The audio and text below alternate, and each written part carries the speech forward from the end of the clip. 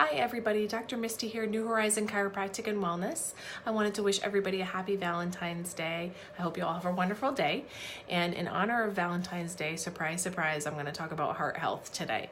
But instead of regurgitating some of that normal stuff that you're going to find online, or maybe your primary care has talked to you about, eating less fat, more whole grains, exercise 30 minutes a day, I'm going to give you some different tips. Those are all great, but these are some tips that you may not have heard of that you can do to stimulate heart health. And one of them is, one of the things I'm going to talk about is the nerve that actually goes to your heart called the vagus nerves. It comes out of the back of your skull here. And one thing that you can do to help your heart is to create stimulation of that nerve, because that nerve will help with your blood pressure, your autonomic regulation of some of your respiratory system and your cardiovascular system.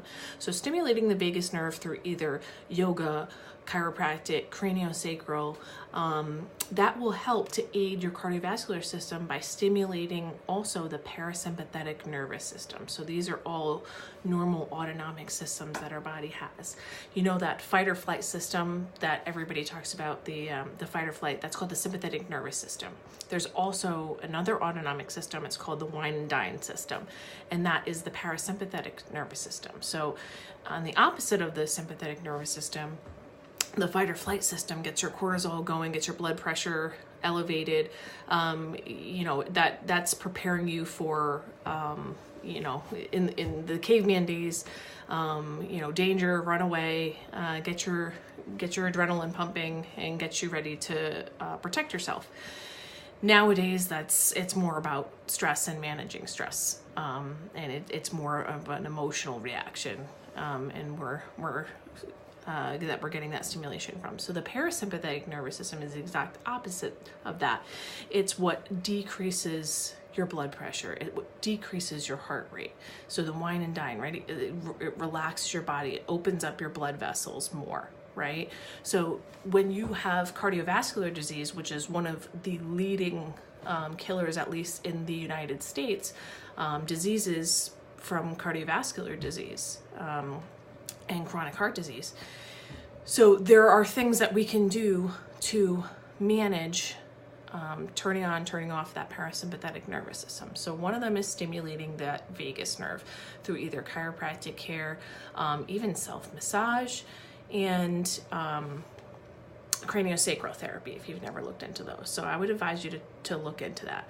Another thing I would say to do would be drink more coconut water. So coconut water is great for electrolytes. Electrolytes meaning potassium, sodium, calcium, magnesium, all things that your heart needs to function, right? So your heart needs certain electrolytes and certain nutrients to contract properly. So if you're deficient in those, that can interfere with the contraction of the muscle. So that's another thing to add into your diet. Try that coconut water. Another thing that's going to parlay off of that vagus nerve stimulation I'm going to talk about is actually posture. So there's a way that you can really turn on naturally that the vagus nerve by sitting up tall, believe it or not, sitting up tall, stretching your pecs, right? Sitting up in more of a military position, elevating your chest, pretend like you have two strings, one on top of your head, one on your chest, and somebody's pulling up those two strings. So sitting up tall, allowing your arms to come out to the side and turn outward, almost like in the anatomical man position. That is naturally going to put your body in a more open position to stimulate that parasympathetic nervous system. We, as society, we live in a flexion society, I call it, okay? We are constantly, we're on our phones, we're on our computers, we're at our desks, students studying, we're sitting in front of the TVs, we're always in this flexed position. So the muscles in the front of our body are always contracted, and that puts us in more of a protection mode type of position, right? So we really want to open that up. So sitting up nice and tall, stretching your pecs out, which is your chest muscles, your major chest muscles. You can do that right against the door frame. Put your arms up by your side, almost like you're like make a goalpost with your arms, 290-degree angles, and try and put your arms against the door frames, open up your chest muscles. That will really help to just get that posture going, try and stimulate you to sit up straighter. So those are a couple great things I can offer you to try and get your body more in a heart healthy mode. Obviously some of the other ones are things like laughter and positive mind frame. Okay, I can't stress enough how much that can actually, your mind frame can stimulate more stress, right? So you're going down a negative path where, something bad is happening to you and you're saying, oh no, this is going to happen. This is going to, you're stressed out, you're anxious.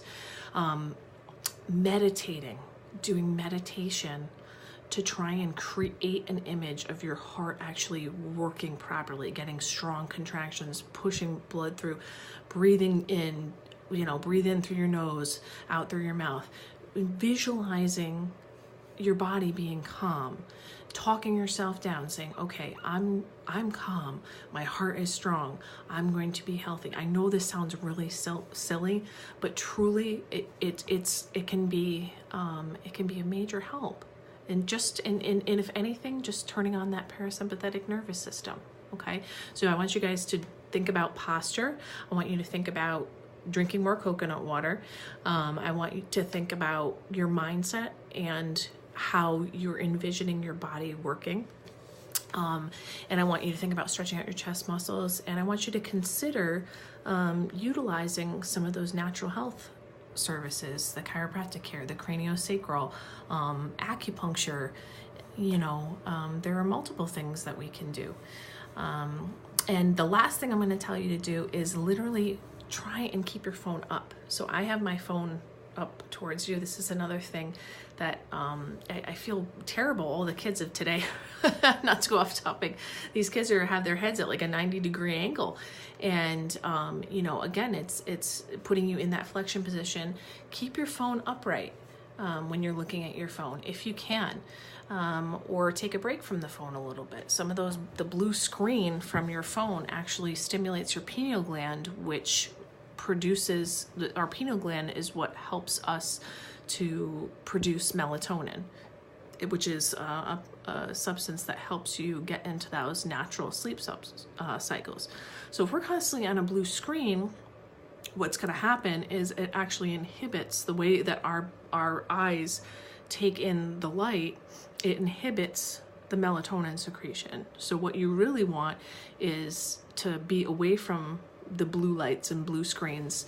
And especially if you're going to sleep, allow yourself to rest, or there's actually color filters on your phone that you can turn on that are that put it in more of a red tone, or sleep with a red light bulb next to your bed. Okay, so these are all things, again, they're indirectly related to your heart, but what they're doing is stimulating that parasympathetic nervous system to relax your body, to get more vasodilation or opening of the blood vessels, right? To get your heart to relax, to reduce those cortisol levels. Those are all very important. So there's things that we can do, yes, that change our activity, 30 minutes a day, change our diet, things like that. But there are other things that you can do right now just to help to bring down your to bring down that sympathetic nervous system stimulation and increase your parasympathetic system. And that will help you in general. But it will also help your heart health. It will help you to have less cortisol levels, less stress, be in a better mental state. And so you're able to do more of those things, right? You have more motivation to go out and exercise, and more motivation to take care of yourself. So the last thing I want to talk to you about is being able to have the ability to take a deep breath. A lot of us do something that's called paradoxical breathing. So we're breathing more with our neck and our chest muscles, trying to elevate the ribs to take in a deep breath. What we really want to do, and what is, start breathing with your belly and your diaphragm instead. So taking a deep breath through your nose, try and fill up your belly and allow the breath to fill up your lungs deeply, and breathe out with your mouth. So instead of taking a deep breath going, right, we want to take more of a deep breath, right? Breathing in into our abdomen and breathing out with our mouth. Breathing in with your nose, filling up your abdomen, using your diaphragm, and breathing out with your mouth. Now, believe it or not, we did this as infants naturally.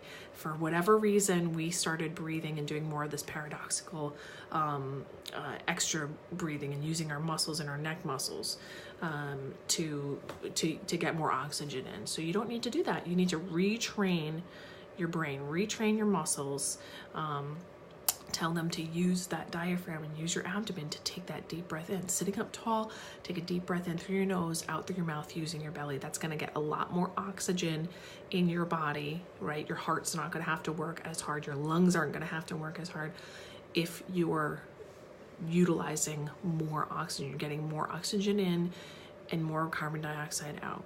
So just, again, little biomechanical tips, they make a big difference. Now, again, some of these tips are clearly for people more of a prevention aspect. If you do have cardiovascular disease and you're suffering, clearly, I'm not prescribing anything, but you want to also speak with your physician about if these things are the best for you, such as the chiropractic or the acupuncture or the craniosacral. But the other ones are, everybody should be able to implement. And even the coconut water, something, if you have any concerns, talk to your primary care before you do. But, it's just giving you some out of the box thinking about how I can help you to better your life and better your health. So I'm Dr. Misty Kosciusko. Have a wonderful Valentine's Day. Take care of your heart, take care of yourself, and be well.